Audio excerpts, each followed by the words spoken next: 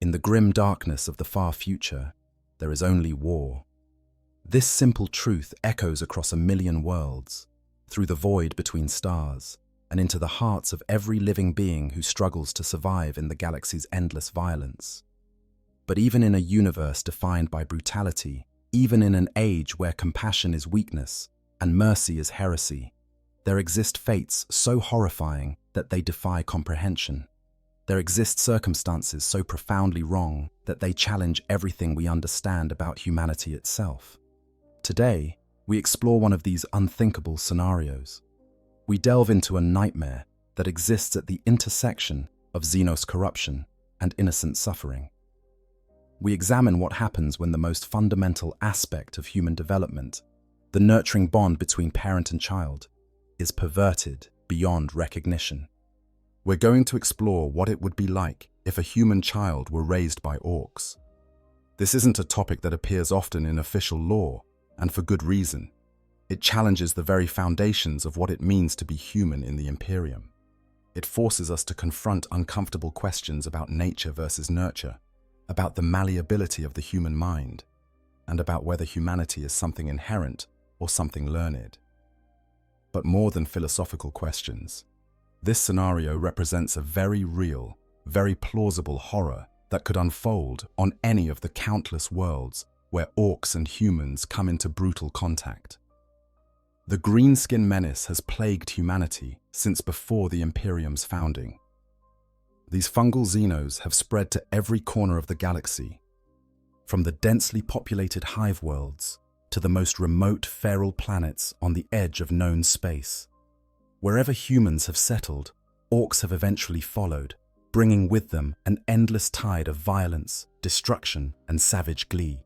And in the wake of their raids, in the smoldering ruins of human settlements, amid the screaming and the dying, there are sometimes survivors. Sometimes, impossibly, there are children.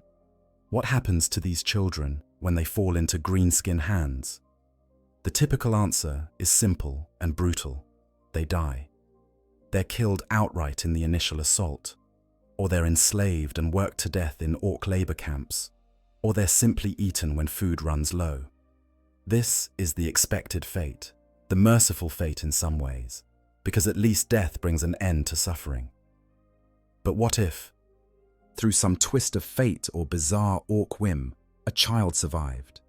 What if an infant or toddler, too young to be useful as a slave, too small to be worth eating, somehow ended up being kept by an orc warband as they moved on to their next fight? The scenario seems impossible at first glance. Orcs have no concept of family as humans understand it. They don't reproduce through mating or give birth to live young. They spread through spores released from their bodies throughout their lives, and especially at death, with these spores eventually growing into the various orcoid species from squigs to snotlings to Gretchen, and finally to orcs themselves. They have no mothers, no fathers, no childhood in any recognizable sense. The closest thing to parental care in orc society is when older orcs beat younger ones into submission, teaching them their place in the brutal hierarchy through violence and intimidation. Yet despite this fundamental alien nature, despite the complete absence of anything resembling human compassion or nurturing instinct, the scenario isn't entirely implausible. Orcs are curious creatures in their own brutal way. They collect things, they hoard loot, they keep trophies from their victories. An orc might keep a human infant alive for the same reason it might keep an interesting piece of scrap metal or a colorful bauble. Novelty. Curiosity about what would happen if it survived. A vague sense that this weak, squealing thing might someday become something entertaining. More likely, though, would be a scenario involving the Bloodaxe's clan. These orcs, considered dangerously untrustworthy by their fellow greenskins, have had more contact with human culture than any other clan. They've been known to trade with Imperial forces, to use camouflage and tactics learned from human enemies, and even to employ human slaves in more sophisticated ways than simple manual labor.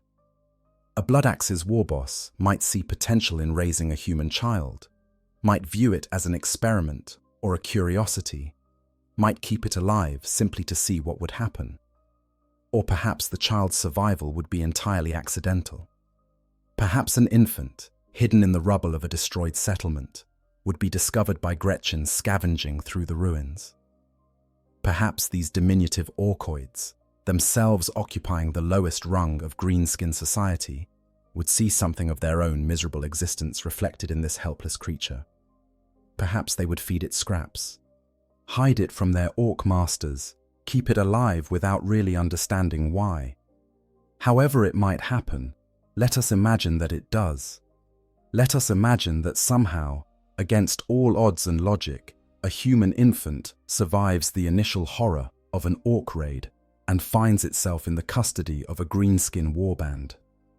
What follows is a journey into darkness, a descent into a life so alien and brutal that it challenges the very concept of humanity.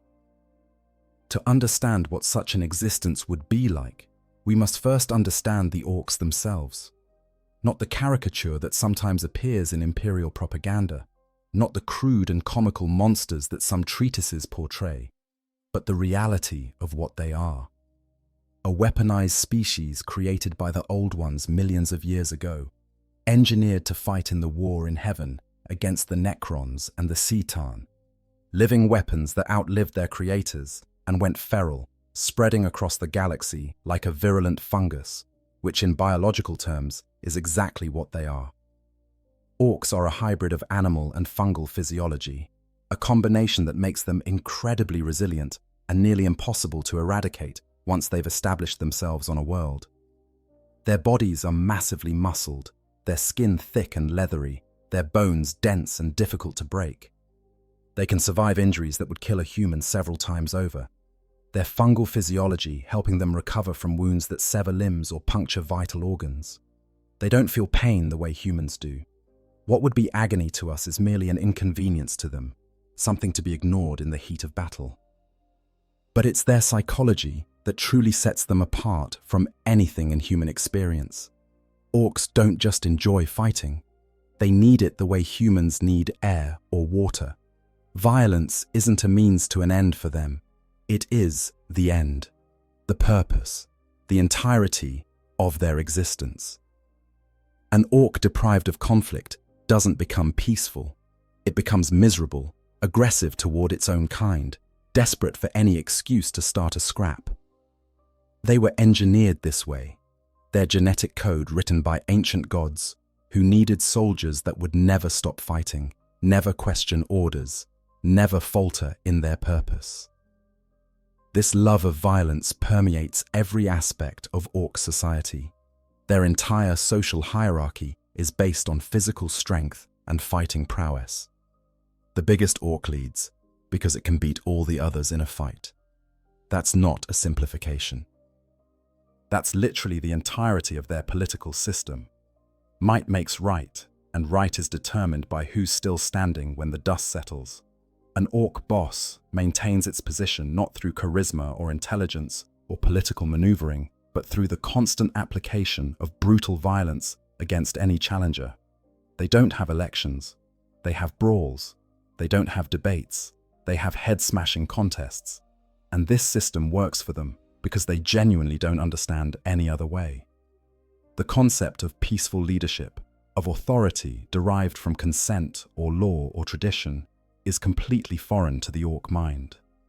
If you can beat your boss in a fight, you become the boss.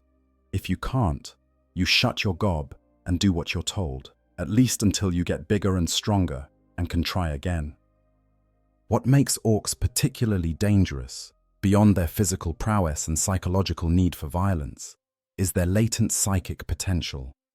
Every orc generates a low-level psychic field, and when many orcs gather together, these fields combine into what's known as the Gestalt field. This collective psychic energy can have tangible effects on reality, particularly when it comes to technology. Orc weapons and vehicles shouldn't work according to Imperial understanding of physics and engineering. Their guns are assembled from scrap with no understanding of proper mechanics. Their vehicles are held together with wire and prayer. Their armor is often just plates of metal, bolted onto whatever surface seems appropriate. Yet these ramshackle creations function anyway. and they function because the Orks believe they will. The Gestalt field makes reality conform to Ork expectations. Red vehicles go faster because Orks believe red is the fastest color. Purple is the sneakiest color because Orks believe it is, and therefore Orks wearing purple actually do become harder to see. This isn't metaphor or superstition. It's actual reality warping through collective psychic belief. The more Orks are present, the stronger this effect becomes, allowing truly massive hordes to power machines and weapons that would be impossible under normal physical laws. This brings us to another crucial aspect of Ork psychology. They can hold contradictory beliefs simultaneously without experiencing any cognitive dissonance. An Ork can know that its gun is just a tube of metal with bits stuck to it, and simultaneously believe with absolute conviction that it's a deadly weapon that spits death at anything it's pointed at. Both things are true to the Ork mind, and this doesn't cause confusion or doubt. It's simply how things are. Ork society is divided into clans, though perhaps philosophical traditions would be a better term than clans in the human sense. An Ork belongs to a clan not through bloodline or geography, but through affinity, through a genetic predisposition towards certain behaviors and preferences that manifest as the Ork grows. These clan affiliations are stable and enduring in a way that tribal membership is not. Tribes constantly form and reform, warbands split and merge, but clan identity remains constant. The 6 major clans are found throughout the galaxy, wherever Orks gather in significant numbers. The Goths, who paint their equipment black and favor close combat above all else, believing themselves to be the biggest, hardest, and most proper Orks around. The Bad Moons, whose teeth grow faster than other Orks, and who therefore possess more wealth, since Ork currency consists of teeth. They're flashy, loud, and obsessed with having the biggest guns and the shiniest equipment. The Evil Sons, who are addicted to speed and noise, who paint everything red because red makes it faster, who would rather die in a high-speed crash than live a slow, boring life. The Death Skulls, who are obsessed with looting and believe that blue is the luckiest color. They're seen as thieves by other Orks, though the Death Skulls would argue they're just resourceful. The Snakebites, who reject most technology in favor of traditional Ork ways, who ride into battle on enormous boars and squiggoths, who cover themselves in war paint and tattoos. And finally, the Blood Axes, the most controversial clan, who have learned tactics and camouflage from fighting against human forces, who have even been known to retreat when losing rather than fighting to the death, a practice that other Orks consider disgracefully un-Orky. Each clan has its own culture, its own preferred methods of warfare, its own opinions about what makes a proper Ork. But all of them share the fundamental Ork characteristics: the love of violence, the might makes right mentality, the complete absence of what humans would recognize as compassion or mercy. Into this brutal, alien world, imagine a human infant arrives. Perhaps the child is only months old, barely able to crawl, utterly helpless in every meaningful way.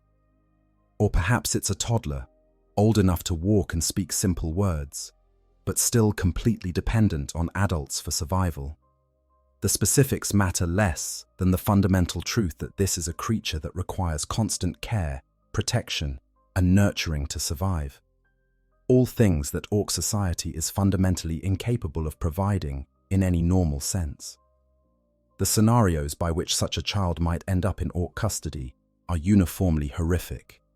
Let us examine the most plausible pathways, understanding that each represents a catastrophe of the highest order for the human populations involved. The most likely scenario involves a raid on a feral world or newly established colony. These planets, existing at the furthest edges of Imperial control or beyond it entirely, are particularly vulnerable to Ork attack. Their populations are small, their defenses minimal, their ability to call for Imperial aid often non-existent. When a green tide crashes down upon such a world, The result is predictable. The settlements burn. The adults are killed or enslaved. The infrastructure is looted or destroyed. And in the chaos, in the screaming terror of an orc assault, children can end up separated from their parents. Picture a small farming community on a frontier world. The settlement is home to perhaps 300 people, living in prefabricated structures clustered around a central square. They grow food. They pray to the emperor. They try to eke out an existence on a world where the soil is thin and the seasons harsh. They know orcs exist. They've heard the warnings from the imperial authorities who visited 6 years ago to collect the tithe. But the Xenos threat seems distant, theoretical, something that happens to other people on other worlds. Then one morning, the horizon turns green. A mob of orcs comes pouring out of the wilderness, riding on crude trucks and bikes, whooping and firing their guns into the air. The settlement's handful of defenders, armed with autoguns and laser guns passed down through generations, try to mount a resistance. They die within minutes. The orcs crash through the perimeter, smashing buildings, dragging screaming civilians from their homes, setting fire to anything that looks flammable. In the chaos, a mother runs with her infant child, trying to reach the forest beyond the settlement. She doesn't make it. A shot catches her in the back, and she falls. The baby, cushioned by its mother's body, survives the fall. It begins to cry, that particular piercing wail that only infants can produce. The orcs, busy looting and fighting among themselves over the best bits of scrap, don't notice one more crying baby among all the other sounds of destruction. But the Gretchen notice. These diminutive orcoids, barely 4 feet tall, are scurrying through the ruins looking for anything valuable that their orc masters might want. They're also looking for food, because Gretchen are always hungry, and orcs are not generous with rations. A Gretchen finds the crying infant. It pokes the child with a stick, fascinated by the strange sounds it makes. The baby, reacting instinctively to any stimulus in its desperate need for comfort, stops crying and stares at the Gretchen. The Gretchen, operating on instincts it doesn't understand, picks up the infant. It's roughly the size of the bags of scrap the Gretchen has been carrying, and it weighs about the same. The Gretchen carries the baby back to the orc camp, where it's tossed into a pile with other salvaged items. By the time an orc notices the human infant among the loot, the warband is preparing to move out. The orc, perhaps a knob in charge of the Gretchen, looks at the crying baby and makes a decision based on pure orc logic. The thing is alive. It makes noise. It might be entertaining to see what happens if it survives. And if it doesn't survive, well, there's always room for more meat in the stew. This scenario, or variations of it, represents the most plausible pathway. A child surviving through sheer accident, through being overlooked in the chaos of an orc raid, through attracting the attention of Gretchen rather than orcs themselves. The alternative scenarios are even darker. Consider a Blood Axe's warband that has learned to keep human slaves for longer periods, using them to work in their crude factories and scrapyards. These orcs understand that humans can be useful, that they can operate machinery and perform tasks that Gretchen are too stupid or too small to handle. When such a warband raids a settlement, they might deliberately take prisoners, herding survivors into holding pens to be transported back to their base of operations. Among these prisoners might be families, a mother with children, a father desperately trying to protect his offspring. And when these humans are put to work in the orc labor camps, the children come with them. Most don't survive long. The labor is brutal, the conditions hellish, and orcs have no patience for workers who can't pull their weight. A child too young to work is a mouth to feed with no return on investment, and orcs are practical in their brutality. But sometimes, impossibly, a child survives the initial culling. Perhaps the mother manages to hide the infant during inspections, concealing it in her rags or in a hiding spot within the slave quarters. Perhaps an orc overseer finds the situation amusing, enjoying the spectacle of the mother's desperate attempts to protect her offspring. Perhaps the child is simply overlooked amid the chaos and confusion of managing hundreds of human slaves. Then the mother dies, worked to death, killed in an accident, executed for some trivial offense against an Ork's sensibilities. The child is alone, and by all logic, should die within hours. But Gretchen, those perpetually downtrodden servants of the Orks, sometimes display behaviors that seem almost like compassion. They're not kind, exactly. Gretchen are cruel in their own way. Bullying and tormented by Orks, they take out their frustrations on anything weaker than themselves. But they understand what it means to be small and helpless in a world of bigger, stronger beings. A Gretchen might feed the child scraps from the Ork kitchens, not out of kindness, but because having a pet, having something that depends on it, gives the Gretchen a taste of the power that Orks wield over it. The child becomes a toy, a curiosity, a living reminder that there's always something smaller and weaker to dominate. Or consider a scenario involving feral Orks, those primitive greenskins who emerge from spores left behind after major invasions pass through a world.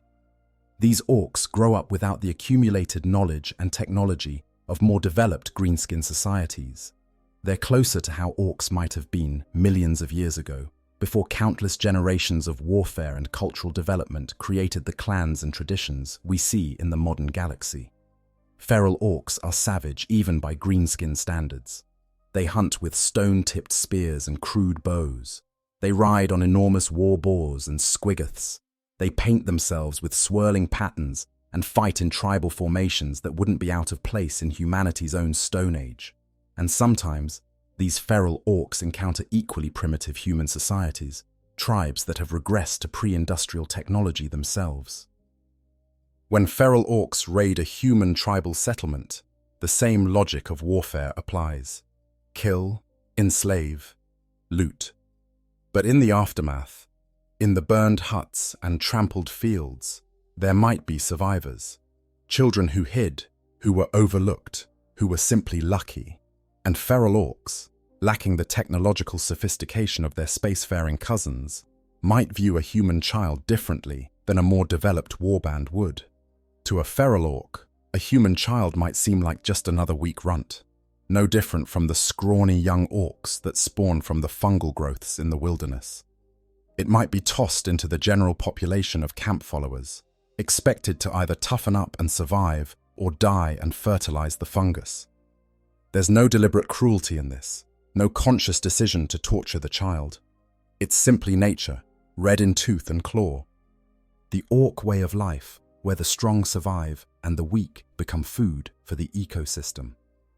However the child ends up in Ork custody, whatever the specific circumstances, the reality of those first days would be nothing short of nightmarish. A human infant requires very specific care to survive. It needs to be fed every few hours. It needs to be kept warm and dry. It needs to be protected from disease and injury. It needs, more than anything, the comfort and security of a caregiver's presence, the psychological bonding that's essential for healthy human development. None of these needs would be met in an Ork camp. None of them would even be understood as needs. The infant would be cold more often than not, because Orks don't feel temperature the way humans do and see no reason to waste resources on heating. It would be hungry, because Orks feed when they feel like it and expect others to fend for themselves. It would be surrounded by noise, the constant thunder of Ork warfare and industrial activity, the shouting and fighting that never really stops in a greenskin settlement. If the infant is very young, still dependent on milk, its survival becomes even more improbable. Orks don't produce milk. They don't have mammary glands or any equivalent. The fungi that constitute their diet are indigestible to human infants. By every reasonable expectation, a baby in Ork custody should die within days from starvation or exposure. Yet, if we're imagining a scenario where the child somehow survives, there must be something that keeps it alive through these crucial early days. Perhaps the Gretchen that found it proves surprisingly resourceful. Gretchen are scavengers by nature, adept at finding food in the most unlikely places. If the Ork warband is operating in recently conquered human territory, there might be abandoned settlements nearby, places where the Gretchen could scavenge human food suitable for an infant. Or perhaps the warband includes human slaves, remnants of previous conquests.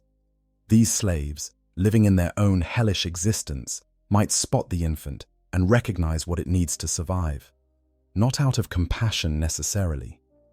The Imperium of man is not a kind place, and humans enslaved by Orks quickly learn that compassion is a luxury they can't afford. But humans are tribal creatures. We recognize our own kind, and seeing an infant, even in the midst of nightmare circumstances, might trigger instincts so deep they override conscious thought. A human slave might risk severe punishment to steal food suitable for the baby, might smuggle it water, hide it during the worst of the violence, try to keep it alive for reasons they couldn't fully articulate even to themselves. This would be extraordinarily dangerous. Orks might see such behavior as theft of their property, might punish it with the brutal efficiency they apply to all infractions. But humans are strange creatures, even to ourselves. We do irrational things when children are involved. The child's early existence would be one of constant peril. Orks are not careful around small, fragile things. Their idea of play involves hitting each other with improvised weapons until someone falls down. They don't watch where they're stepping.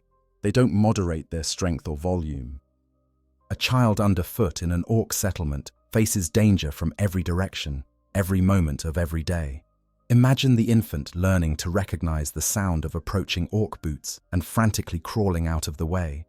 Imagine it developing an instinctive freeze response to Ork attention, going still and silent in the hopes of being overlooked.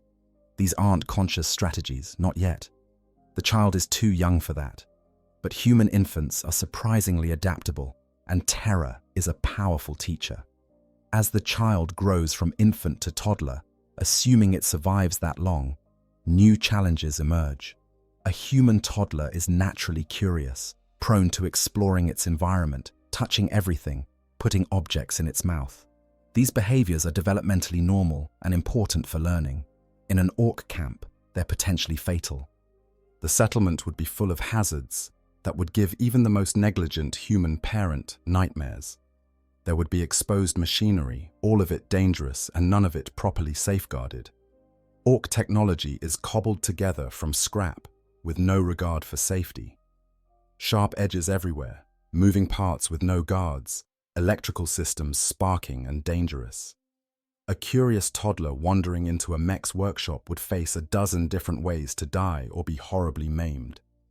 Then there's the matter of weapons. Orks leave their weapons everywhere, discarded after fights or when they find something more interesting to play with. Sluggas loaded with ammunition, choppers sharp enough to cut through metal, stick bombs that could explode if handled wrong. A toddler, seeing a gun lying on the ground, might pick it up out of pure curiosity.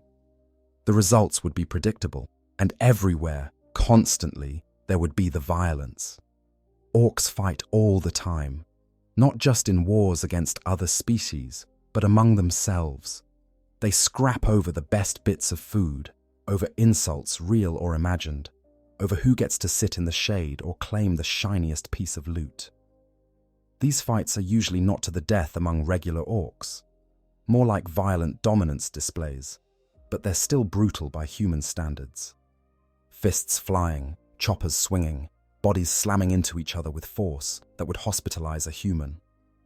A small child in the midst of this chaos would be at constant risk of being caught in the crossfire, trampled in a brawl, hit by a wild swing meant for someone else, crushed against a wall when two Orks crashed through whatever structure was unlucky enough to be in their path. Survival would require developing instincts foreign to normal human childhood.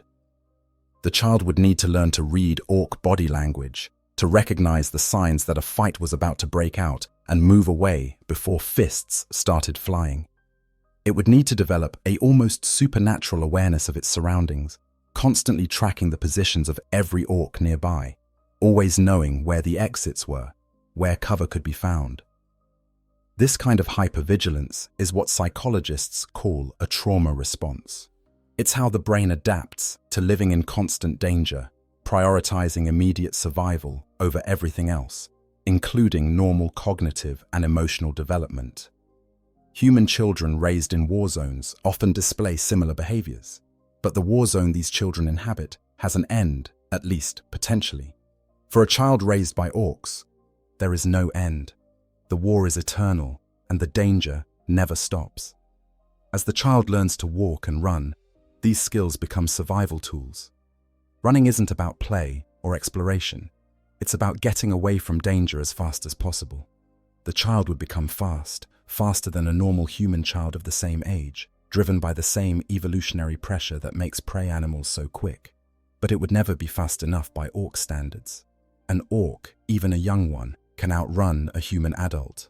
The child's only advantages would be its small size, allowing it to hide in spaces too cramped for orcs, and its developing cunning. Here, we encounter one of the great ironies of this scenario. Orcs value cunning. They have two gods, Gork and Mork, who represent brutal cunning and cunning brutality respectively. The difference between these concepts is subtle even to orcs, but the point is that being cunning, being sneaky and clever, and able to outsmart your enemies, is considered a legitimate virtue in orc society. It's not valued as highly as raw fighting strength, but it's recognized as useful. A human child, physically weaker than even the smallest orc, would have to rely on cunning to survive. And if it showed itself to be clever and resourceful despite its obvious physical limitations, the orcs might actually develop a grudging sort of respect for it. Not affection. Orcs don't do affection, but the kind of appreciation a predator might have for particularly clever prey. This is where Gretchen become important to the child's survival and development. Gretchen occupy a strange space in orc society. They're technically part of the orcoid species, spawned from the same fungal growths that produce orcs, but they're smaller, weaker, and considerably more cowardly than their larger cousins. Orcs treat Gretchen as a combination of servant, slave, and occasional snack. The relationship is brutally exploitative, with Gretchen doing all the menial labor that orcs can't be bothered with. A human child in an orc settlement would likely spend most of its time among the Gretchen. It's roughly their size, roughly their level of strength, and occupies a similar position in the social hierarchy, meaning the very bottom. The Gretchen would probably see the human as just another variety of runt, weird-looking, but not fundamentally different from the weakest among their own kind. This association with Gretchen would be crucial for the child's survival and development. Gretchen know how to stay alive in orc society. They know when to grovel, when to run, when to hide, when to snitch on each other to curry favor with their orc masters. They know which orcs are merely brutish and which are actively dangerous.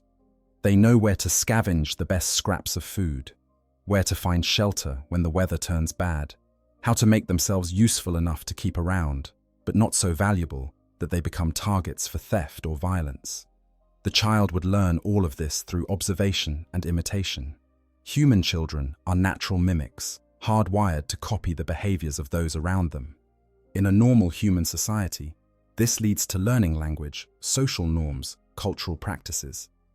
In an orc camp, surrounded by Gretchen, the child would learn Gretchen's survival strategies, how to grovel convincingly, how to make yourself small and unthreatening, how to steal without getting caught, how to lie with just the right mix of obviousness and plausibility. The Gretchen themselves might even actively teach the child these skills, not out of kindness, but out of the same instinct that makes them bully each other.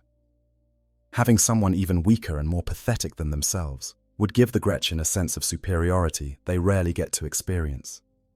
They'd take pleasure in ordering the human child around, in demonstrating their knowledge of how to survive, in having someone who looked up to them as knowledgeable elders. Of course, this relationship would be marked by constant abuse. Gretchen are cruel because they're cruelly treated. And they take out their frustrations on the human child the same way orcs take out their frustrations on Gretchen. Beatings would be common. the child would be blamed for anything that went wrong, whether they were responsible or not. Food would be stolen from them by larger, stronger Gretchen, who knew the child couldn't fight back. And yet, this abusive relationship would still be the closest thing to a family structure the child would experience. The Gretchen, for all their cruelty, would at least interact with the child in consistent ways. There would be patterns to learn, expectations to meet or fail. This predictability, however brutal, would be psychologically important for a developing mind that desperately needs some structure, some understanding of how the world works. As the child develops language skills, it would learn to speak Ork, not human Gothic, not the prayer language of the Imperial cult, but the guttural, aggressive dialect of the Greenskins. Ork language is crude but efficient, full of violence-related terminology and remarkably flexible in its grammar. Orks can communicate complex tactical concepts through combinations of simple words and emphatic gestures. They have words for different types of fighting, different classifications of loot, dozens of ways to describe how thoroughly you're going to crump someone. The child's first words would probably be Ork words, simple commands that the Gretchen yell at each other and at the human child. Run! Hide! Shut it! Get back here! These utilitarian phrases would form the foundation of the child's linguistic development. Not mama or dada, but boss and git and crump. As language develops, so does thought. The words we know shape the concepts we can express, and the concepts we can express shape how we think about the world.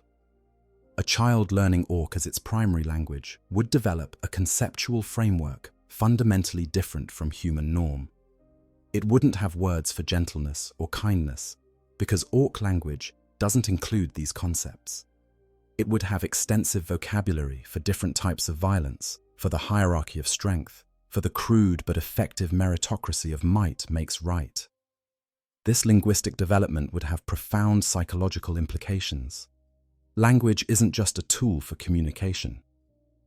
It's the foundation of abstract thought, of self-reflection, of the internal monologue that humans use to process their experiences and emotions. A child thinking in Ork language would process its experiences through an Ork conceptual framework, even as its biology remained fundamentally human. Imagine the cognitive dissonance this would create as the child grew older and began to develop self-awareness. Looking at its own body and seeing that it's not green, not muscular, not growing larger and stronger like the young Orks around it. The confusion of understanding, on some level, that it's different from the Orks and different from the Gretchen, but having no framework for understanding what that difference means. In Ork society, difference is defined entirely by the hierarchy of strength. An Ork is bigger than a Gretchen, therefore an Ork is better than a Gretchen. Simple, clear, unchallengeable. But where does a human child fit in this hierarchy? It's bigger than a Gretchen, at least once it reaches a certain age, but it's much weaker than even the smallest Ork. It's not green, it doesn't grow from fungus. Its teeth don't grow constantly the way Ork teeth do, so it can't participate in the tooth economy that functions as Ork currency. The child would be anomalous, a category error, something that doesn't fit into the neat brutality of Ork social structure. This anomalous status could go one of two ways. Either the child would be dismissed as just another variety of Gretchen, lumped in with all the other weak, pathetic creatures that exist to serve Orks, or it would be seen as something unique, a curiosity that attracts attention, both beneficial and dangerous. If the child showed any particular aptitude, any skill that made it useful to the Orks, its chances of long-term survival would improve dramatically. Perhaps it had unusually nimble fingers, able to work on mechanical components too small or delicate for Ork hands. A mech boy might claim the child as a helper, putting it to work assembling the intricate bits of looted technology that the mech couldn't handle with his own massive hands. This would be brutal work. Mech boys are not patient teachers, and they express frustration with violence. A mistake could result in anything from a cuff upside the head to being used as a test subject for whatever explosive device the mech was currently developing. But it would also provide a role, a purpose, a reason for the Orks to keep the child alive beyond mere whim. Or perhaps the child showed talent for scavenging, an ability to spot valuable loot hidden in rubble or to navigate dangerous ruins that Orks were too big to enter. Deathskull's Orks, obsessed with looting, might find such a child genuinely useful. They'd send it into collapsed buildings to retrieve scrap, lower it down into deep holes to grab shiny bits stuck in the mud, use it as a living tool for accessing places they couldn't reach themselves. Again, this would be dangerous work. Unstable structures, toxic environments, the constant risk of getting stuck or trapped in spaces too small to escape from. But danger is relative, and at least this danger would come with a clear purpose and occasional rewards. An Ork pleased with a good haul of loot might toss a few scraps of food to the creature that helped acquire it. The key to survival would be making yourself useful without making yourself threatening. An Ork who perceived a human child as competition, however absurd that might seem objectively, would simply kill it. Orks don't tolerate challenges to their authority, and in their might makes right worldview, anything that talks back or acts uppity needs to be put in its place, usually violently. The child would need to master the art of being valuable while simultaneously being beneath notice. This would create a deeply warped psychology. The child would learn to take pride in civility, to find satisfaction in completing menial tasks, to measure self-worth entirely by the approval or disapproval of its Ork masters. These aren't healthy psychological patterns by human standards, but they're adaptive in the environment the child inhabits. And human psychology, especially in childhood, is nothing if not adaptive. As the child reaches what would normally be school age, around 5 to 7 years old, its cognitive development would begin to diverge even more dramatically from human norm. This is the age when human children typically start formal education, when they learn to read and write, when they begin to grasp abstract concepts like mathematics and history. It's when human culture really begins to shape the developing mind, providing the knowledge and values that will guide the individual throughout life. None of this would happen for a child raised by Orks. There would be no formal education because Orks don't have formal education. Knowledge in Ork society is partly genetic, hardwired into their biology through the genius of their Old One creators, and partly learned through observation and brutal experience. An Ork doesn't need to be taught how to fight. Fighting knowledge is embedded in its genetic code. It needs only to practice, to refine the instincts it was born with. A human child lacks these genetic advantages. It would need to learn everything from scratch, and it would need to learn it in an environment where mistakes are punished with violence or death. This would create a learning style fundamentally different from normal human childhood education. Instead of being curious and experimental, trying things to see what happens, the child would be cautious and imitative, watching carefully before attempting anything, trying to get things right the first time. This cautiousness would extend to every aspect of life. The child would learn to read situations with almost preternatural accuracy, developing threat assessment skills that most humans don't acquire until adulthood, if ever. It would know, instantly and instinctively, whether a particular Ork was in a good mood or a bad mood, whether a situation was relatively safe or immediately dangerous, when to stay and when to run. The physical development during these years would be equally abnormal. Malnutrition would almost certainly stunt the child's growth. Ork food is designed for Ork digestive systems, which can process things that would make a human violently ill. The child would have to subsist on whatever scraps it could scavenge that wouldn't poison it, supplemented possibly by any human food that could be looted from conquered settlements. This chronic malnutrition would have lasting effects: stunted height, delayed puberty, weakened bones and teeth, compromised immune function.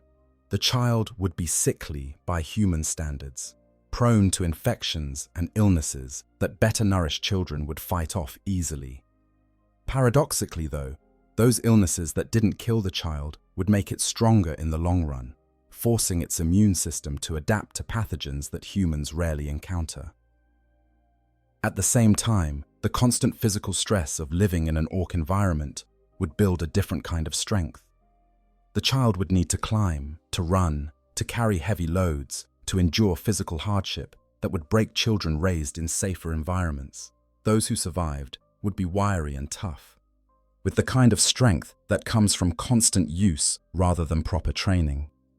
Think of a feral animal's lean musculature rather than an athlete's developed physique. The child's body would be covered in scars. Injuries are inevitable in an orc camp, and medical care would be essentially non-existent. Orc painboys might set a broken bone, but only if they felt like it, and only in the roughest way possible. More likely, injuries would heal on their own, or fail to heal properly, leaving the child with crooked fingers, poorly set fractures, scars from wounds that became infected before finally closing. These physical marks would become part of the child's identity. In orc culture, scars are status symbols, proof that you've been in fights and survived. The child might actually take pride in its scars, seeing them the way orcs do, as evidence of toughness and survival rather than trauma and damage. As the child approaches adolescence, assuming it survives that long, questions of identity become unavoidable. Even without human influence, even thinking entirely in orc language and concepts, the child can't help but notice that it's different. It's not growing larger like young orcs do. Its skin isn't green. Its teeth don't fall out and regrow constantly. It's not getting stronger in the same way orcs get stronger as they age. This difference would create a profound identity crisis. The child would have no concept of being human in the way the Imperium uses the term. It wouldn't know about the Emperor, about humanity's place in the galaxy, about the vast Imperium of man spanning 1,000,000 worlds. All it would know is that it's not an orc, not a Gretchen, but something else, something without a name in its vocabulary. The orcs themselves would have noticed this difference too. Their reaction would depend on the clan and the individual orcs involved. Some might find the child's persistence in surviving this long genuinely impressive, a demonstration of the cunning and toughness that orcs respect. Others might see it as an affront, a reminder of their own failure to kill off this weak, pathetic thing when it first appeared. Certain orcs might even develop something approaching affection for the child, though affection is probably the wrong word. Orcs don't love in any sense humans would recognize, but they can feel a sort of proprietary pride in their possessions. And if an orc has kept this human child alive for years, has watched it grow and adapt and survive against all odds, that orc might feel the same satisfaction a human might feel toward a particularly resilient pet. This is perhaps the most tragic aspect of the entire scenario. The child, desperate for any kind of positive attention, any form of acknowledgement, might interpret this proprietary pride as love. It might form genuine emotional attachment to the orc or orcs, who abuse it least, who occasionally toss it food or laugh at its antics rather than simply beating it. This isn't Stockholm Syndrome exactly. It's something more fundamental. A child's desperate need for attachment to a caregiver, any caregiver, even one who is fundamentally incapable of reciprocating in any healthy way. By the time the child reaches physical maturity, somewhere in its early to mid-teens, it would be something unprecedented in the Imperium's records. A human raised entirely within orc society, with no memory of human culture, no concept of the Imperium, no knowledge of the Emperor or the imperial truth. A human who thinks in orc language, operates by orc values, and has been shaped entirely by the brutal environment of greenskin society. What would such a person be like? The question is almost impossible to answer with certainty, because there are no documented cases to study, no precedent to guide our speculation. But we can make educated guesses based on what we know about human psychology and orc culture. First and foremost, this person would be a survivor. Survival would be their primary skill, their defining characteristic, the foundation of their entire personality. They would be hypervigilant to the point of paranoia, constantly scanning for threats, never fully relaxing, always ready to fight or flee. This kind of constant stress is psychologically devastating in the long term, but in the short term it keeps you alive. They would be violent. Violence would be their primary problem-solving tool, their first response to conflict, their default mode of interaction with the world. This isn't because humans are naturally violent. It's because violence is the only language that Orc society speaks. You hit things that don't work the way you want. You hit people who disagree with you. You hit enemies, rivals, friends, subordinates. Everything is resolved through application of force, and a human raised in this environment would internalize that lesson thoroughly. But unlike an Orc, a human can't rely purely on physical strength. An Orc solves problems by being bigger and tougher than the problem.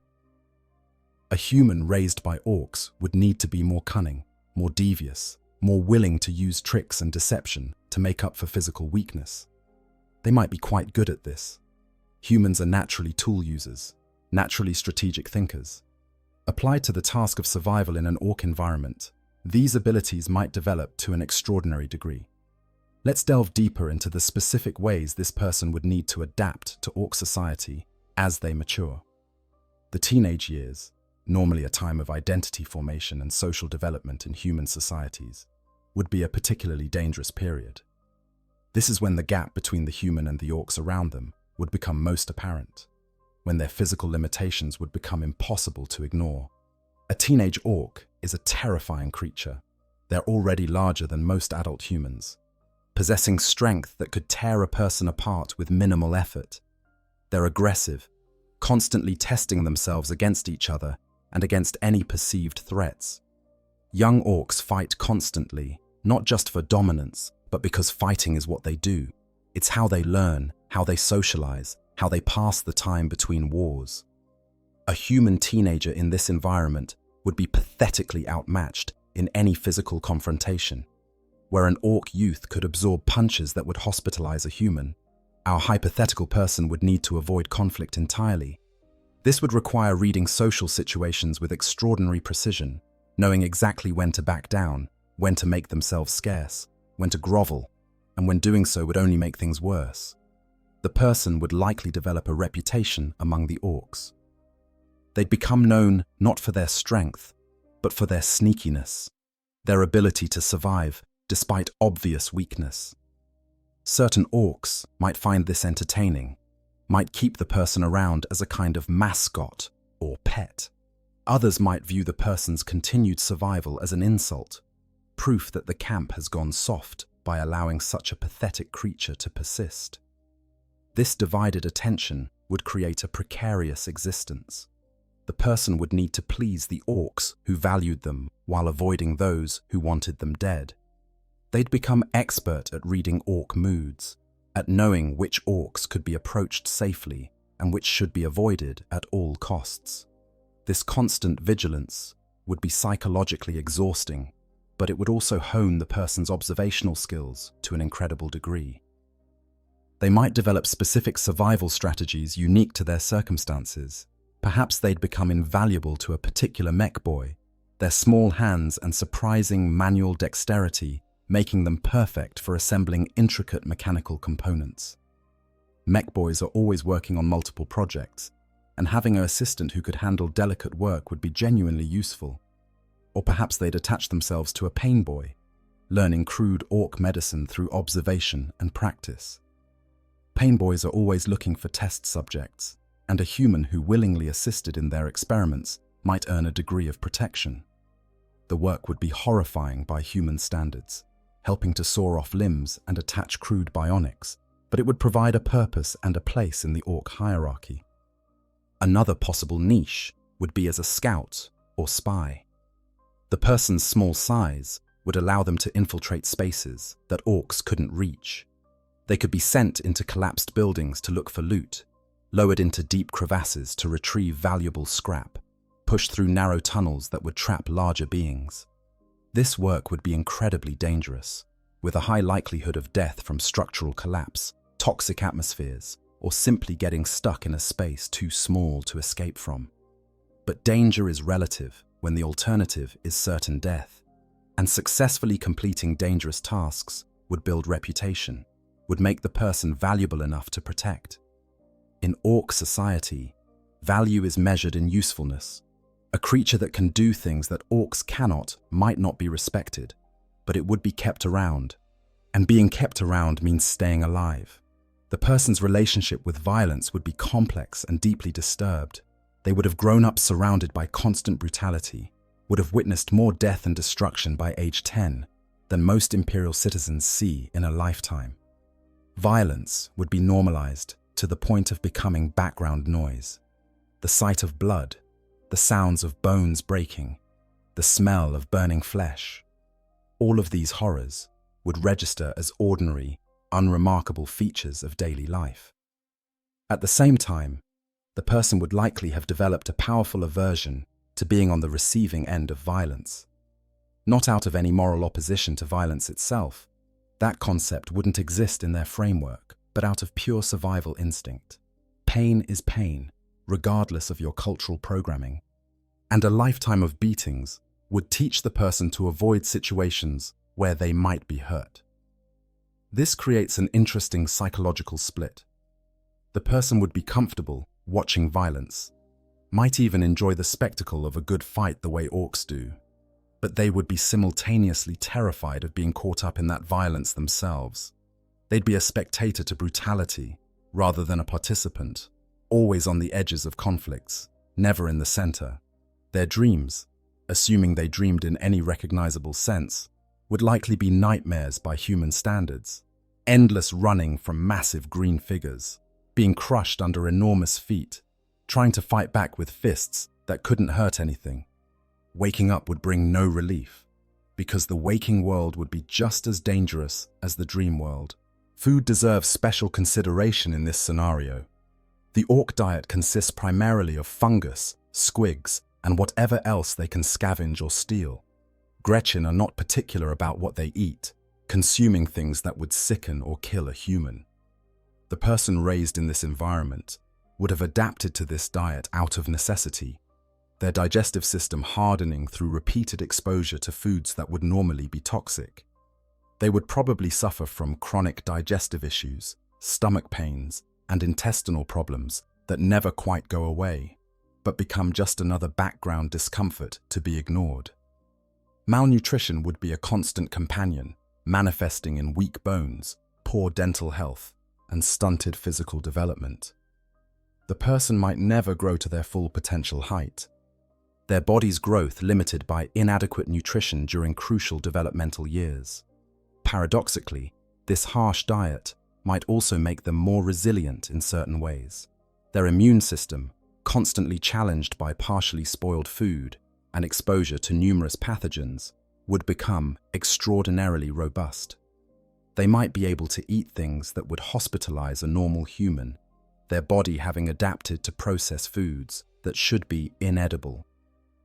The person's teeth would tell a story of their life. Broken, worn down, probably missing several from both poor nutrition and physical violence. Ork pain boys don't do dentistry, and dental problems would simply have to be endured. Tooth infections, cavities, damaged enamel, all of these issues would accumulate over the years, causing constant low-level pain that becomes such a normal part of existence that the person wouldn't think to complain about it. Personal hygiene would be essentially non-existent by human standards. Orks don't bathe. They don't see the point. They're naturally resistant to infection and disease in ways that humans aren't, so accumulated dirt and filth doesn't bother them. The person would likely adopt similar habits, not because they're naturally resistant to disease, but because there would be no access to bathing facilities and no cultural expectation of cleanliness. They would smell, constantly and powerfully. The stench of unwashed body, Ork camp effluvia, machine oil, and countless other unpleasant odors would cling to them permanently. If they were ever discovered by Imperial forces, the smell alone would be enough to identify them as someone who'd lived among Xenos. The odor would be so deeply embedded in their clothing and skin that no amount of washing could completely remove it. Their clothing would be a patchwork of whatever could be scrounged. Pieces of orc garments cut down to size, human clothing looted from raids and modified to fit, animal hides, strips of fabric tied together with wire. Nothing would match, nothing would fit properly. Everything would be stained and worn and repaired countless times. The concept of fashion or appearance would be completely foreign to them. Clothing is protection from the elements and nothing more. Sleep would be another challenge. Orcs sleep irregularly, grabbing rest when they feel like it, rather than following any particular schedule. The person would likely adopt similar patterns, sleeping in short bursts whenever the opportunity arose, rather than in longer, consolidated periods. This fragmented sleep would impact their cognitive development and psychological health, but it would also make them adaptable to surviving on minimal rest. Where they slept would depend on their status and relationships. Perhaps they'd found a small space in the mech's workshop, a corner where they could curl up among the spare parts and machinery. Perhaps they slept near the Gretchen quarters, using other small bodies for warmth during cold nights. Perhaps they'd simply found a relatively sheltered spot and claimed it through constant vigilance and willingness to defend it. The concept of privacy would be meaningless to them. Orcs don't value privacy. They sleep in heaps, defecate in common areas, conduct all their business in full view of each other. The person would have no sense of personal space or boundaries, no understanding that certain activities should be conducted in private. If they were ever returned to human society, this lack of basic social awareness would mark them as profoundly abnormal. Their understanding of property would be equally warped. In Orc society, property belongs to whoever is strong enough to keep it. Theft is not a moral wrong, but simply a test of whether you can defend what's yours. The person would steal constantly, not out of any particular malice, but because that's how you acquire things in Orc society. They would also be stolen from constantly, and they would accept this as natural and expected. This creates a mindset where nothing is truly owned. Everything is temporarily held until someone stronger takes it. The person would form no attachment to objects, would feel no particular distress at losing possessions. Things are just things, useful until they're gone. Then you find new things. This attitude would extend to everything in their life, creating a psychology of extreme non-attachment that would make them both resilient and emotionally stunted. The rhythm of life in an Orc camp would shape the person's entire sense of time and purpose. Orcs don't plan for the future in any sophisticated sense. They think about the next fight, the next bit of loot, maybe the next big campaign if a war boss is ambitious. Long-term planning is alien to them. Tomorrow is for worrying about tomorrow. Today is for fighting and looting and having a good scrap. The person would internalize this present-focused mentality. They wouldn't think about their future, wouldn't imagine what they might become or what life might hold. Each day would be its own complete existence, disconnected from past and future, except in the most immediate practical sense. This would protect them from despair, from thinking too hard about the hopelessness of their situation, but it would also prevent any real sense of personal growth or development. Their concept of death would be shaped by Orc attitudes. Orcs view death as just another part of life, something that happens when you're not tough enough or lucky enough to avoid it. There's no great tragedy to death in Orc culture. When an Orc dies, its body is looted for useful bits, maybe eaten if food is scarce, and otherwise left to decompose and release spores that will eventually grow into new Orcs. Death feeds life, life feeds death, and the great cycle continues. The person would likely view death with similar pragmatism. They would have seen countless deaths by the time they reached adolescence, would have grown callous to the sight of broken bodies and spilled blood. Death would be a constant possibility, something to avoid if possible, but not to be particularly feared or mourned. When Gretchen died around them, they might feel relief that it wasn't them, might scavenge anything useful from the body, but they wouldn't feel grief in any human sense. This emotional numbness would extend to their view of their own death.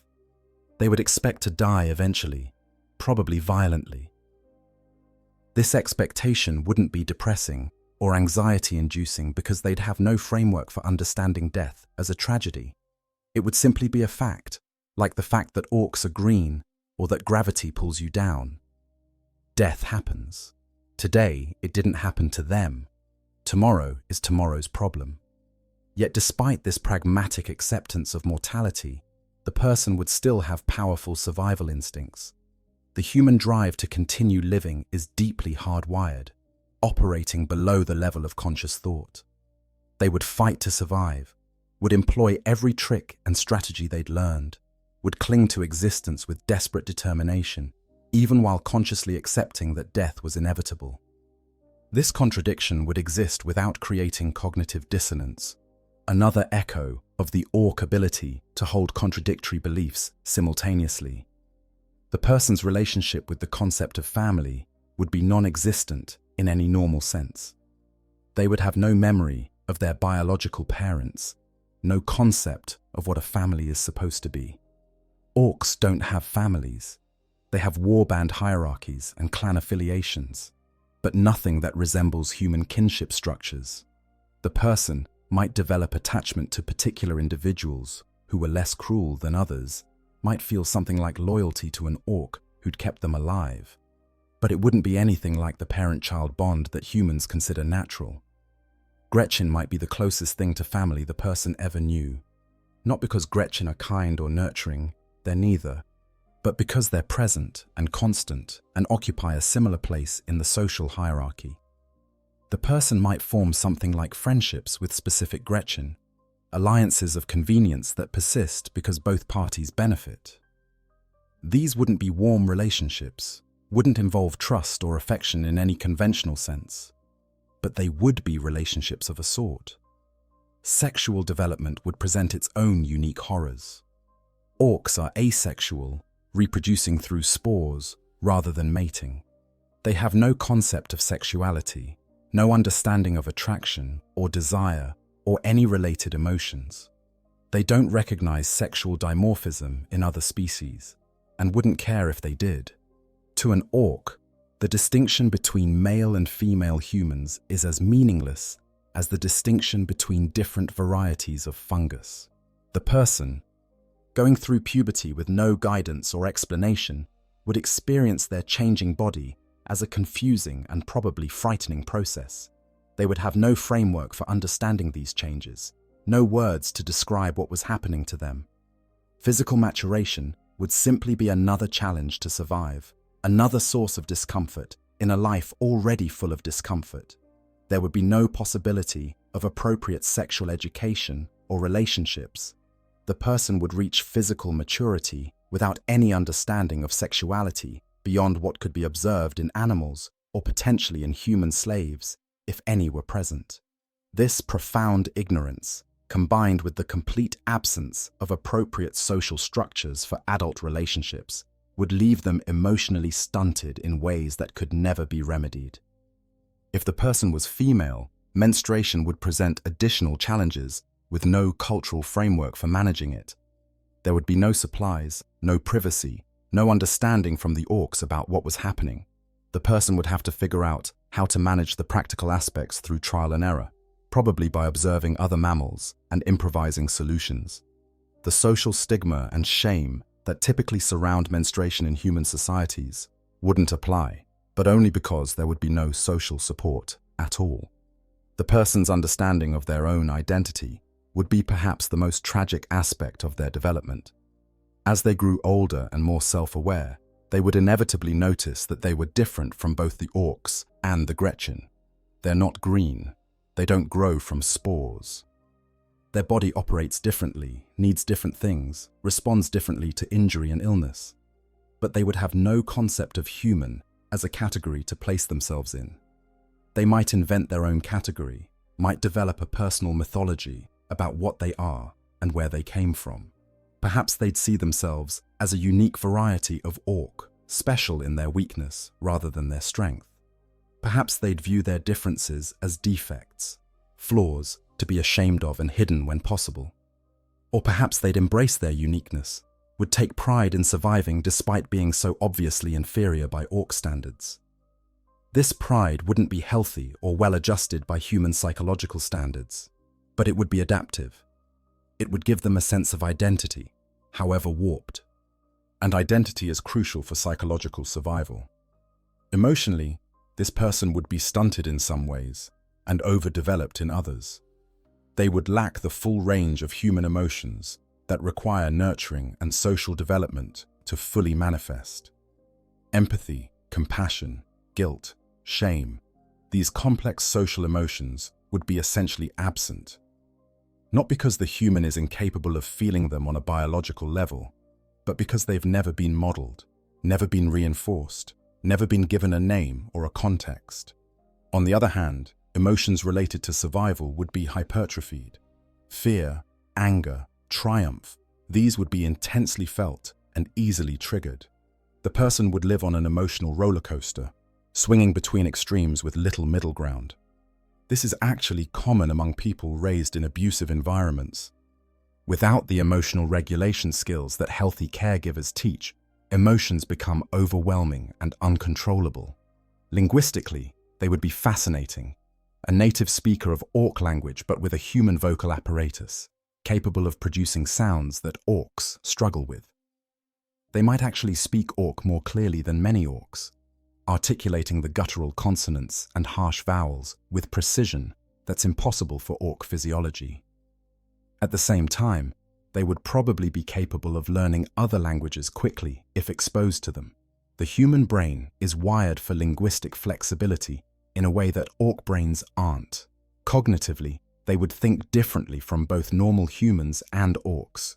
They would have learned to navigate Ork society's brutal meritocracy, to understand the nuances of greenskin politics, to read the subtle signs that distinguish different clans and factions. This requires a kind of social intelligence that Orks themselves don't really need, since they can just hit things until they work properly. The human, lacking that option, would have developed more sophisticated understanding of social dynamics. At the same time, there would be vast gaps in their knowledge. No concept of written language, unless they'd somehow encountered it and taught themselves to read. No understanding of mathematics beyond simple counting. No knowledge of history, science, philosophy, art, religion as humans understand these things. Their mind would be sharp but narrow, specialized for survival in one very specific environment. This brings us to an interesting comparison. There actually are humans in Warhammer 40,000 lore who have abandoned Imperial culture in favor of emulating Orks. They're called Digonobs, and they offer a fascinating contrast to our hypothetical Ork-raised human. Digonobs are found primarily on the world of Angelis, where they're descendants of an Imperial survey team that was stranded when Orks crashed onto the planet. Over generations, these humans regressed to a primitive state and began imitating the Ork culture that surrounded them. They paint themselves green, they organize into warring mobs, they use Ork technology and speak Ork dialect. They've essentially become Ork wannabes, humans who've consciously chosen to adopt greenskin culture. But here's the crucial difference. Digonobs chose this. Their ancestors were Imperial citizens who remembered being human, who made a deliberate decision to adopt Ork ways as a survival strategy. Even after generations, there's a conscious element to their emulation. They're playing at being Orks in a sense, even if they no longer remember why they started doing it. A human actually raised by Orks from infancy wouldn't have that conscious element. They wouldn't be pretending to be an Ork. They wouldn't be adopting Ork culture as a foreign thing. To them, Ork culture would be reality, the only way of life they'd ever known. The difference is between someone who learns a second language as an adult and someone who grows up bilingual from birth. The native speaker doesn't think about the language. They just speak it. Interestingly, Orks themselves view Digonobs with a mixture of contempt and amusement. They're not real Orks, obviously. They're just humans playing dress-up. But there's also a kind of grudging acknowledgement that at least these humans understand what really matters. Fighting, looting, the joy of a good scrap. Some orcs, particularly blood axes, will trade with digger knobs or even employ them for certain tasks. How would these same orcs view a human who'd been raised in their society from infancy? It's hard to say. On one hand, this human would be even more authentically orky in their mindset than any digger knob. They wouldn't be imitating. They'd be genuine. On the other hand, they'd still be weak, small, not green, not proper. Probably the reaction would vary by individual orc. Some might find the whole situation hilarious, this runty not orc who thinks it belongs in greenskin society. Others might respect the sheer survival ability required to make it to adulthood in an orc environment. A few might even feel something approaching the way a human might feel about a loyal dog. Not equality, not friendship, but a kind of valued possession. The human's own self-perception would be the real tragedy. They might genuinely believe themselves to be orc, or at least orc adjacent. They might take pride in their ability to survive in orc society, might see their differences from true orcs as challenges to overcome, rather than fundamental incompatibilities. They might dream of somehow proving themselves, of earning a place in the greenskin hierarchy through acts of violence or cunning. This delusion could never be fulfilled. No matter how tough, how cunning, how successful at survival, a human could never actually become an orc. The biological differences are too fundamental. They'll never have the strength of an orc, the resilience, the growth potential. They'll never be green. They'll never generate the psychic field that makes orc technology work properly. They'll always be other, always be anomalous, always be the weak thing that somehow survived. Now let's consider what happens if this person is discovered by Imperial forces. This scenario is entirely plausible. Orc warbands raid Imperial worlds constantly. Eventually, one of these raids might bring our orc-raised human into contact with the Imperium of man. The results would be catastrophic for everyone involved. Imagine an Imperial Guard regiment conducting a counter-offensive against an orc settlement on the outskirts of a hive city. They're going through the greenskin camp methodically, using flamers to purge the Xenos filth, executing any Gretchen they find, securing any useful salvage. Then they discover something that makes them stop and stare in confusion. A human, covered in crude orc clothing and paint, speaking in guttural orc dialect, acting like a cornered Gretchen. The guardsmen lower their weapons, uncertain. This is clearly a human being, baseline Homo sapiens, not a Xenos. But it's also clearly been living among the orcs. It reeks of them. It speaks their language. When they try to approach it, it tries to run. And when they grab it, it fights with the desperate violence of a trapped animal. The commanding officer faces a dilemma. Imperial doctrine is clear on the fate of Xenos and their collaborators. Death. Purge the unclean. Suffer not the alien to live. But this is a human. Possibly an abducted Imperial citizen. Shouldn't they try to save it, to bring it back to the Emperor's light? No. The answer, according to Imperial doctrine, is no. This human has been irredeemably corrupted by Xenos contact. It's lived among orcs, adopted their ways, become something that's no longer properly human in the eyes of the Imperium. The kindest thing to do would be to grant it the Emperor's mercy. A quick bullet to the head. A clean death rather than whatever torment the Inquisition would inflict if they got their hands on it. If the Inquisition does become involved, the outcome becomes even darker. The Inquisition would want to study this person.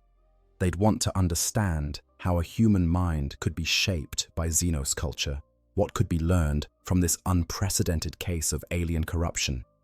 They'd subject the person to interrogation, to psychic examination, to tests designed to probe the depths of how thoroughly the human mind could be warped. These investigations would not be gentle. The Inquisition doesn't do gentle. They'd use psychic powers to rip through the person's memories, not caring about the psychological damage this causes. They'd try to forcibly teach Gothic language and Imperial culture. trying to see if the corrupted mind could be brought back to humanity. They'd subject the person to religious indoctrination, endless litanies and prayers to the God Emperor, trying to burn away the Xenos taint through sheer force of faith. The person themselves would experience all of this as incomprehensible torture. They'd have no framework for understanding what was happening to them.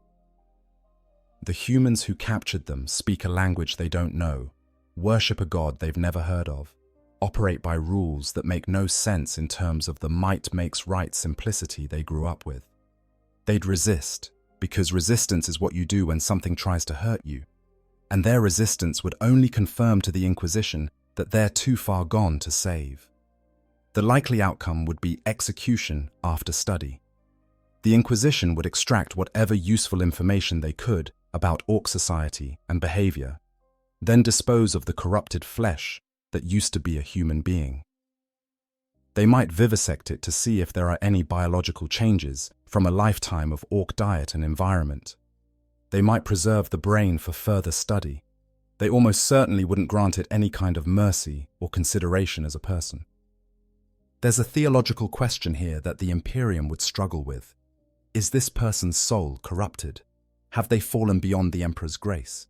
Can someone who's never known the imperial truth be held accountable for not following it? These are the kinds of questions that keep ecclesiarchy scholars up at night. And there are no easy answers. The hardliners would say yes, absolutely, this person is corrupted beyond redemption. They've lived among Xenos. They've adopted Xenos ways. They're an abomination that needs to be purged. The more moderate voices, rare though they are in the Imperium, might argue that this person is a victim. They didn't choose to be raised by Orks. They're no more responsible for their corruption than a child born into a heretical cult is responsible for the heresy they were taught. But in practical terms, this debate wouldn't matter. The Imperium doesn't have the resources or the inclination to try to rehabilitate someone this thoroughly corrupted by Xenos contact.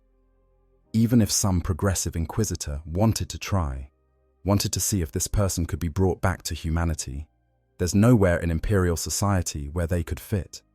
They can't read, can't speak Gothic, don't understand any aspect of imperial culture. They'd be a permanent liability, a walking security risk, a living reminder that sometimes humans can be corrupted so thoroughly that they become something else entirely. The fate of our hypothetical Ork-raised human would almost certainly be death. If not at the hands of the first Imperial forces to discover them, then shortly afterward. In the grimdark future of Warhammer 40,000, there's no room for such ambiguous creatures. You're either loyal to the Emperor, or you're a traitor and Xenos lover.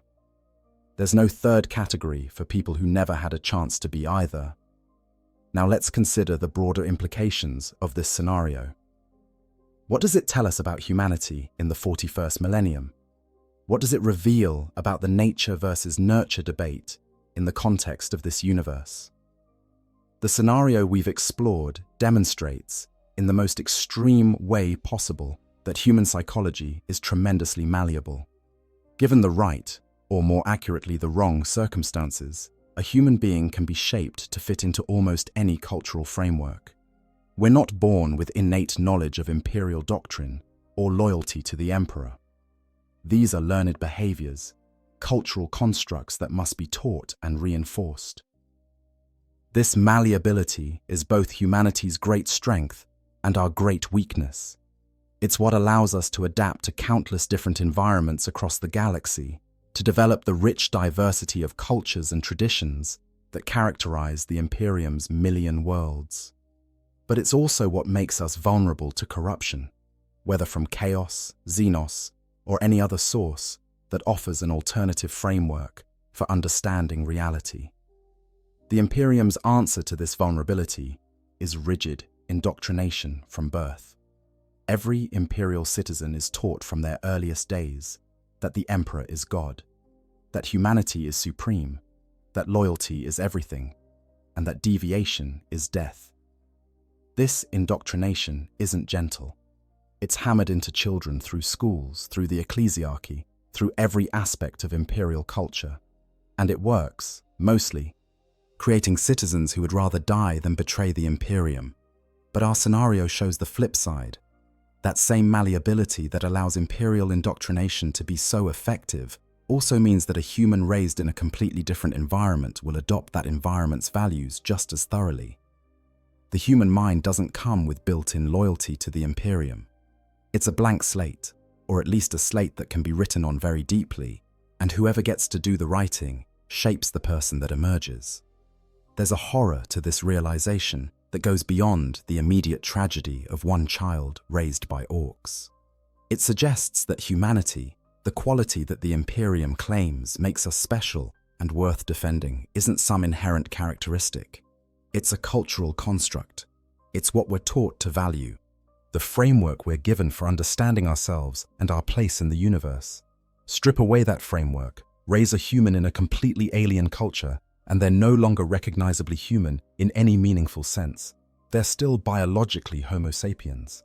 They still have the same potential for thought and feeling and growth that any human has.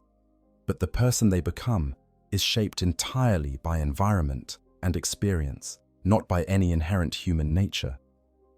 This is why the Imperium is so fanatically devoted to controlling education and culture. It's not just about maintaining power, though that's certainly part of it. It's about maintaining humanity itself. In a galaxy where humans can be corrupted by chaos, infiltrated by genestealers, possessed by demons, or apparently raised by orcs, the only defense is to make Imperial culture so deep and pervasive that it becomes the foundation of human identity itself.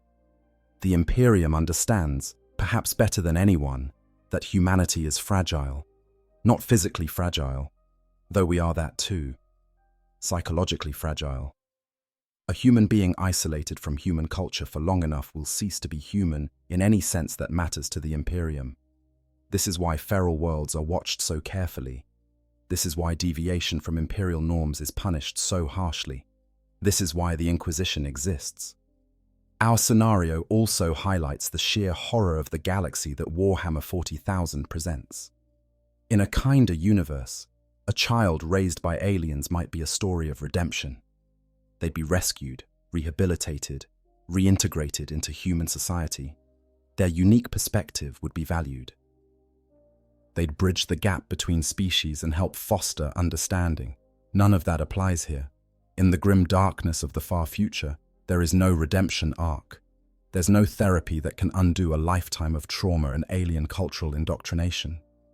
There's no place in society for someone who doesn't fit the narrow definitions of acceptable humanity. There's only the grim choice between execution as a mercy or prolonged study followed by execution.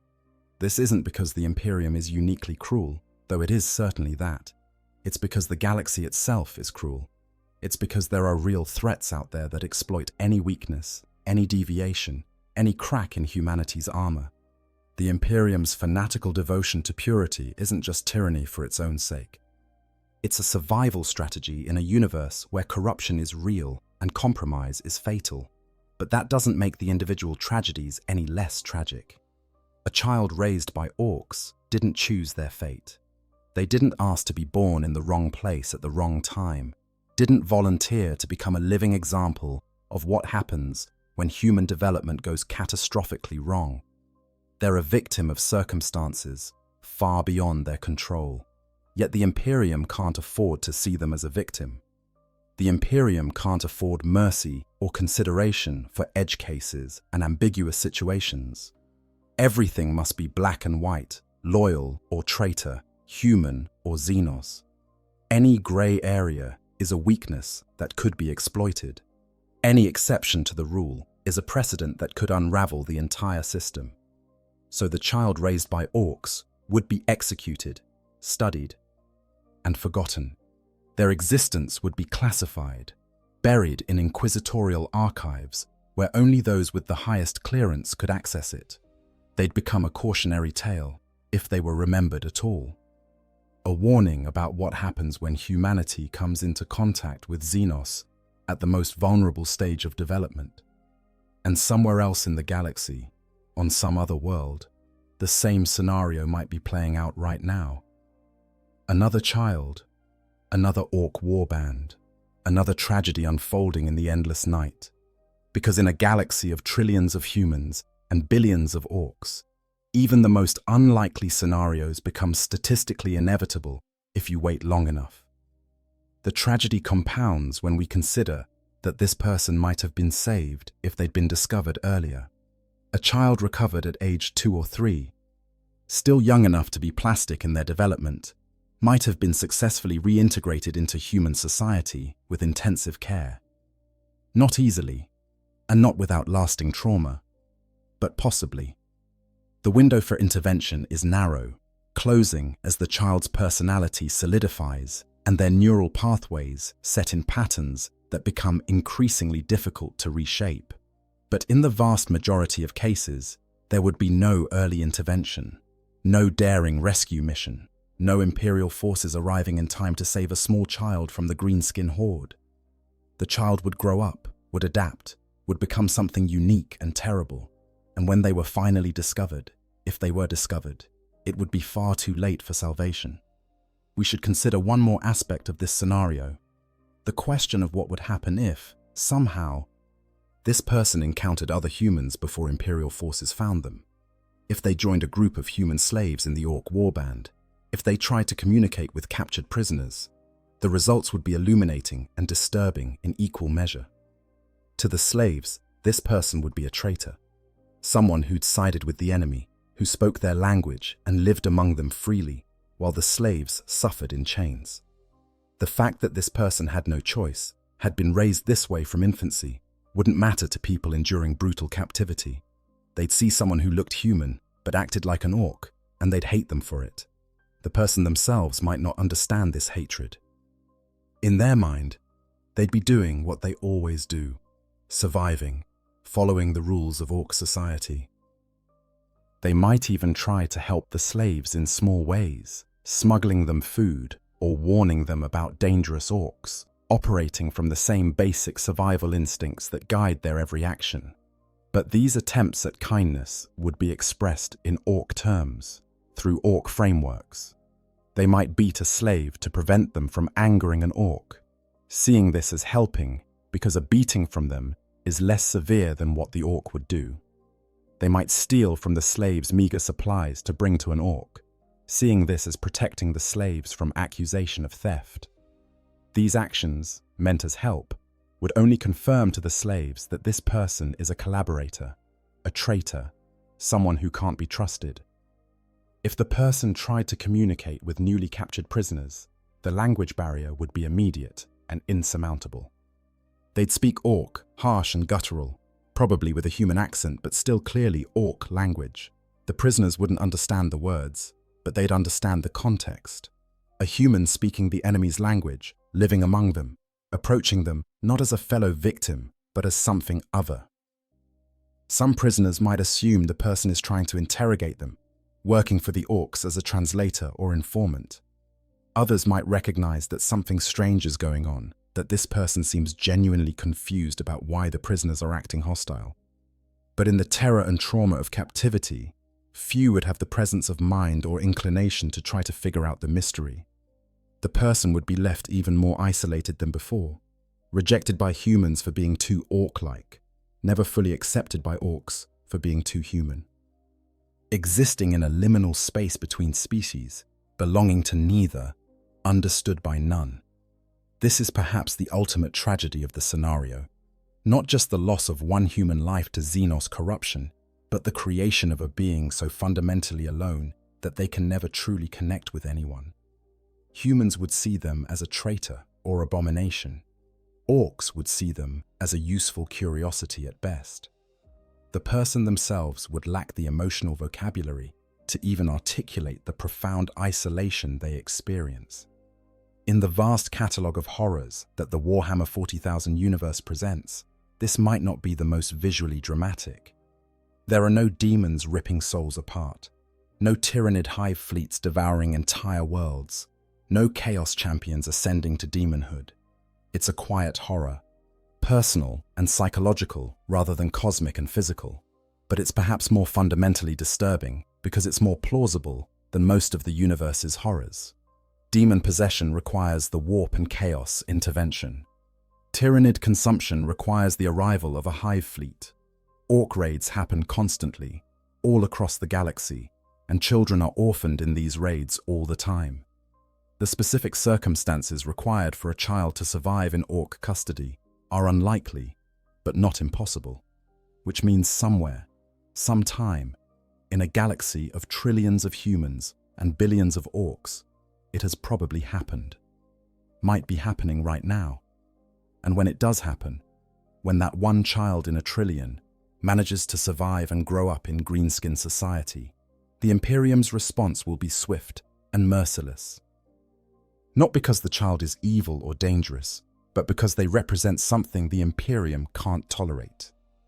Proof that humanity is not an inherent quality, but a learned one. Evidence that human loyalty to the Emperor is not natural, but constructed. A living demonstration that everything the Imperium claims about human superiority and divine mandate is just cultural programming that could theoretically be replaced with any other programming. The Imperium can't afford to acknowledge this, can't afford to let this person live as proof that humans are just as malleable and corruptible as any other species. So they'll kill them, study them in secret, and bury any evidence that they ever existed.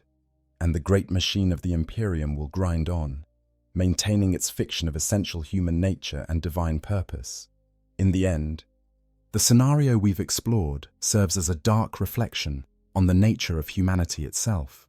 Not humanity as the Imperium conceives it, with the God Emperor and manifest destiny and inherent superiority, but humanity as it actually is, fragile, malleable, shaped by circumstance and environment into forms that can be noble or monstrous or anything in between. A human raised by Orks would be monstrous by Imperial standards, but they'd also be a victim, a child who never had a choice, who survived impossible circumstances through adaptation and will. They'd be proof of humanity's greatest strength, our ability to adapt to any environment, and simultaneously proof of our greatest weakness, that we can be shaped into nearly anything if caught young enough and isolated from stabilizing cultural influences. The Imperium fears this truth more than it fears most Xenos threats, because Xenos can be fought with guns and faith, but the malleability of human nature can only be fought with rigid indoctrination, constant surveillance, and the ruthless elimination of any deviation from the norm. This is why the Imperium is the way it is. This is why there is no mercy for those who stray from the narrow path of acceptable humanity. And this is why, in the grim darkness of the far future, there is truly only war. Because peace would require understanding, tolerance, the recognition that different doesn't necessarily mean evil. The Imperium can't afford such nuance, can't afford to see individuals as anything other than loyal or traitor, pure or corrupted, human or other. So the wars continue, the raids continue, and occasionally, in the aftermath of violence, a child survives who shouldn't. And that child's fate, whether they're killed immediately or live long enough to become something unprecedented, is just another tragedy in an endless catalogue of tragedies that define life in the 41st millennium. If you've made it this far, you've journeyed with me through one of the darkest corners of an already dark universe. We've explored a scenario that challenges our assumptions about nature and nurture, about what makes us human, about the fragility of identity and culture. We've seen how the Imperium's brutal pragmatism, while horrific, emerges from genuine threats in a genuinely hostile galaxy. Before we close, let's consider one final aspect of this horrifying scenario that we haven't fully explored. What if the person raised by Orks somehow encountered their biological family? What if, through some impossible chain of events, they came face to face with parents or siblings who'd survived the raid that left them in Ork custody years earlier? This scenario, while extremely unlikely, isn't impossible. Perhaps the family was captured as slaves rather than killed.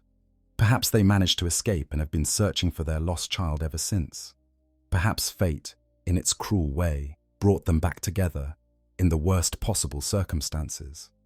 The reunion would be a tragedy of biblical proportions. The family would see their child, now grown but still recognizable in features and build. They would feel a surge of impossible hope, a prayer answered after years of grief and desperate longing. Their baby, alive against all odds. Surely they could save them, could bring them home, could somehow restore what was lost. But the person raised by orcs would see only strangers, humans speaking an incomprehensible language, displaying emotions the person had no framework to understand, trying to establish a connection that had no basis in the person's experience. The family's attempts to communicate, to embrace, to reclaim their child would be met with confusion at best, hostile suspicion at worst.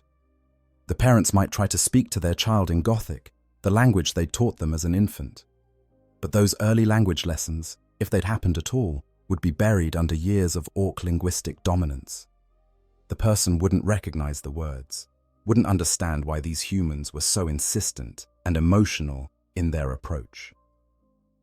They might try physical affection, reaching out to embrace the child they'd lost so long ago. The person raised by orcs would likely respond with violence, interpreting the embrace as an attack, defending themselves the way they'd learned to defend themselves in orc society. Imagine a mother's joy turning to horror as her child, her baby grown into this scarred and savage thing, strikes her and tries to run. The family would try to explain who they are, would try to trigger memories from before the child's captivity. But those memories, if they ever formed at all, would be gone. Overwritten by years of trauma and survival. The person wouldn't remember a time before the orcs, wouldn't believe stories about a different life, even if they could understand the language they were told in. This confrontation would break the family in ways that the original loss never quite did. Loss, however painful, allows for hope. The unknown permits fantasies of miraculous survival and eventual reunion. But confronting the reality that their child survived only to become something unrecognizable, something that recoils from their touch and speaks in the enemy's tongue, would destroy those comforting fantasies. They would have to accept that their child died on the day of the raid, even though the body continued to live. That the person standing before them, wearing their child's face, is not and can never be the child they lost. This realization might be even more painful than death would have been, because it offers a glimpse of what could have been, while making clear that such dreams are impossible. For the person raised by orcs, the encounter would be equally disturbing, though they would lack the emotional framework to process it properly. These humans seem to want something from them, seem to be trying to claim some kind of connection. The intensity of their emotions would be unsettling, perhaps even frightening. Orcs don't display emotion like this. Even Gretchen don't show this kind of desperate, reaching need. The person might try to escape the situation, might become violent if the humans persisted in their attempts to connect. Or they might simply wait for the humans to give up, to accept that whatever they wanted wasn't going to happen. Patience in the face of incomprehensible human behavior, learned from years of navigating orc unpredictability. If by some miracle communication was established, if the person somehow came to understand that these humans claimed to be their biological parents, their reaction would probably not be what the family hoped for. They might not care. The concept of biological relationship would mean nothing to someone raised in orc society. What matters is strength, usefulness, and survival. These humans aren't strong. They can't protect them. They can't help them survive. Why would their biological connection matter? This cold pragmatism would be devastating for the family to witness. To have their child not only fail to recognize them, but to have that child dismiss the importance of the parent-child bond itself would be a rejection more total than death. It would force them to confront the terrible truth that everything that made their child had been stripped away, leaving only a shell that looked familiar but contained nothing they recognized. The scenario could end in several ways, none of them happy. Perhaps the family would be killed by the orcs, and the person raised among them would feel nothing at the sight. just more weak humans who couldn't survive. Perhaps the family would be enslaved, and they'd spend their remaining days watching their child serve the Xenos who destroyed their family, unable to reach across the gulf that separated them. Perhaps the person would be killed in front of the family, and they'd see their child die a second time, this time knowing exactly what had been lost and how completely. Or perhaps the family would survive to make it back to Imperial territory, carrying with them the knowledge of what they'd seen, the truth of what happened to children taken by Xenos. A truth so disturbing that the Inquisition would probably execute them simply for knowing it, to prevent the information from spreading. This thought experiment within a thought experiment highlights the fundamental irreversibility of what we've been exploring. A human raised by orcs couldn't be saved, couldn't be returned to humanity even if someone wanted to try. The damage would be too profound, too fundamental. You can't undo years of developmental trauma and cultural indoctrination. You can't restore memories that never formed or resurrect psychological structures that never developed. The Imperium understands this, which is why their response would be swift execution rather than attempted rescue. It's not cruelty for cruelty's sake, though the Imperium is certainly capable of that. It's recognition of a truth that human psychology would prefer to deny. Some changes are permanent, some losses are total, some things, once broken, cannot be fixed. This is the kind of deep lore exploration that makes Warhammer 40,000 such a rich setting for storytelling. It's not just about the battles and the heroes and the awesome miniatures. It's about the implications, about what happens in the spaces between the major events, about the individual tragedies that play out countless times across 1 million worlds. I hope you found this exploration as fascinating as I found researching and presenting it. If you enjoyed this deep dive into the grim darkness of the far future, please hit that like button and subscribe to the channel. Leave a comment below with your thoughts on this scenario. Could a human actually survive being raised by orcs? What would the Imperium's response truly be? Are there other dark corners of the lore you'd like me to explore? Thank you for watching, and remember, in the grim darkness of the far future, there is only war. But there's also endless fascinating horror to explore in the spaces between the battles. Until next time, this has been Stories of Hammer.